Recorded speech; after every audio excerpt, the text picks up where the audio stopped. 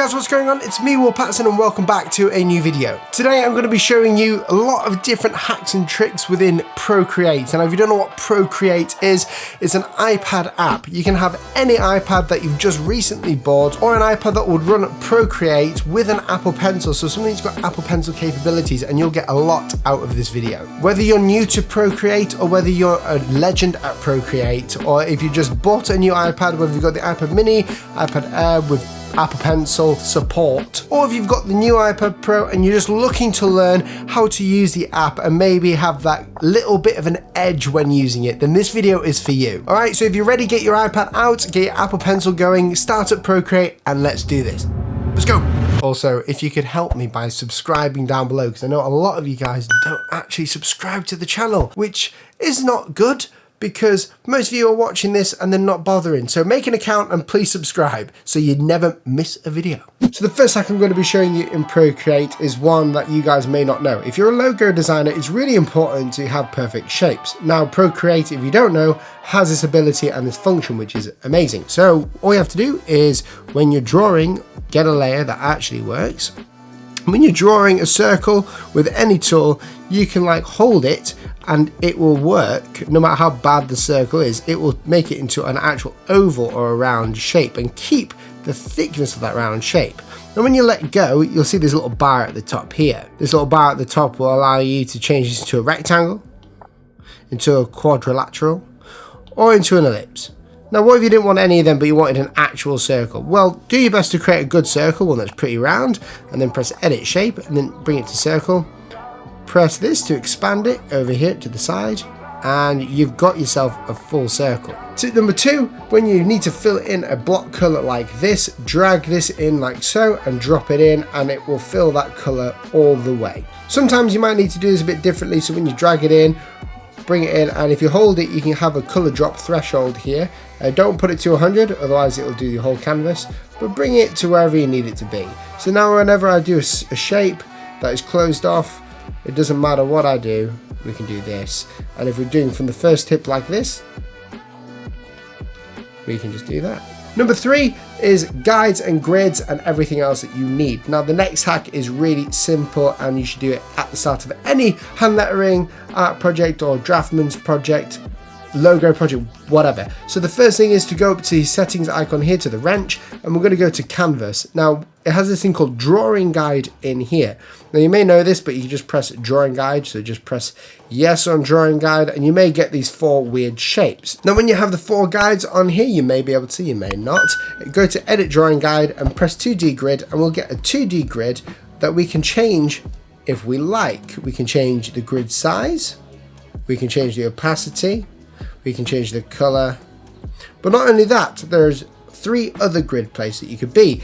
In here you've got isometric, you've got perspective, so when you click it'll have a perspective and a focal point or a infinity point, whatever that thing's called, and you have a symmetry one. Now this one's my favorite, because in the symmetry one we have a vertical, horizontal, quadrant, and radial.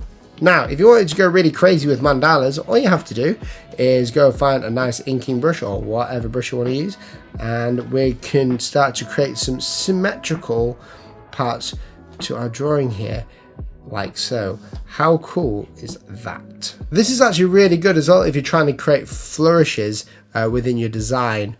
So if you're a hand lettering artist like me and you want to create a cool flourish, and you have a nice brush, and like the one that I'm using now, you can create some really cool flourishing. And this is how I do it and keep everything balanced. Okay, I need to stop now. It's so addictive. Another hack that you may not know about Procreate is its layer system here. If you have a bunch of different layers on here, you can actually group them now. If you select it and you swipe like this, you can select multiple layers if you swipe, and you can push group. And you can name that group, or you can just keep it in there nice and tidy. Unfortunately, there's no real way of ungrouping it as of yet, so I just backspace it. Another tip is copy and paste. Now a lot of people are scrambling around here looking for where the copy and paste is. Now the problem is it's because it's all to do with gestures now. All you need to do is, if you've got something that you want to copy and paste, make a new layer, or have a layer like so, and we can have something like that. If we wanted to copy and paste this actual part within a drawing, or one of these lines, all we'd have to do is go to the selection button up here, which is that weird S, and we're going to go to freehand, and just select it like so, go back to the dot, click the dot, and we're going to go ahead and use 3 fingers, swipe down, and you'll get this little menu box up here. You've got cut, copy all, cut and paste, copy and paste.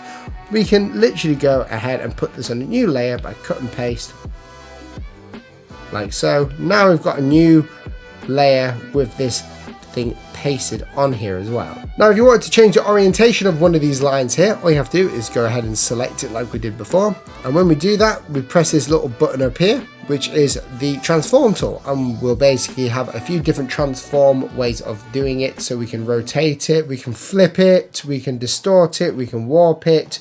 It's good fun when you do the warp actually. You can warp it just like in Photoshop. But what we want to do is rotate it. Now, recently they've updated the app so you can now use this part here to rotate it. Now the problem is you may be thinking, what is all these weird lines? Why is it constraining? Well, the reason why is because you've got this thing down here on, which is the magnet, and that constrains your work when you're moving it around. If you want to turn that off, just press it and make sure it's not blue, and you've got free rotational. Another tip and tool and hack for you guys is liquefy like in Photoshop. So all we need to do is go up here to the adjustments panel, which is this wand, and we're going to go and find liquefy, and we've got all these different actual ways of doing it down here, which is incredible. You would not expect this amount of stuff. So I'm going to go ahead and do it. Look at that, liquefy, perfect liquefaction.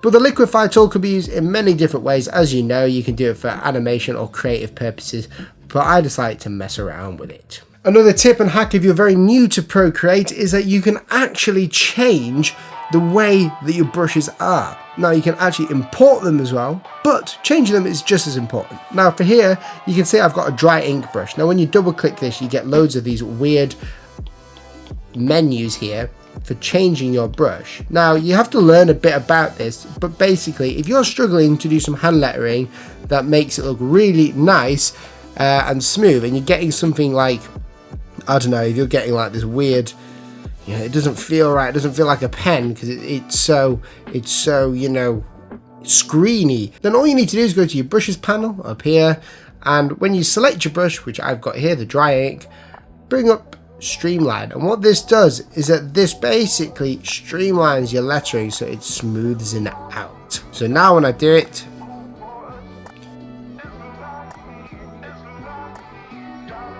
it's really clean.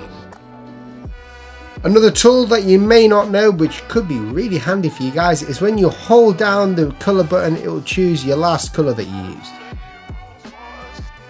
Another feature that no one really has talked about is the fact that you can move this menu bar. All you have to do is press this button in the middle and drag it out and move it wherever you want.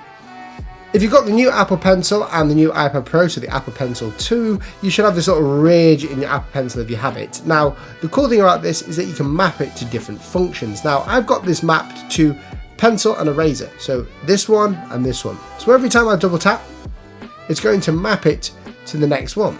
This is great when you just want to use it for whatever reason.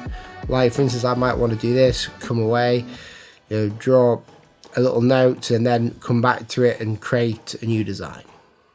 This brings us on neatly to the next tip. Use your eraser. You can do a lot of clean work in here, and I do a lot of clean logo design work in here. And I'm working with negative spaces at the minute. I have got the hard airbrush on with the streamline up, so I can create these cool negative space designs.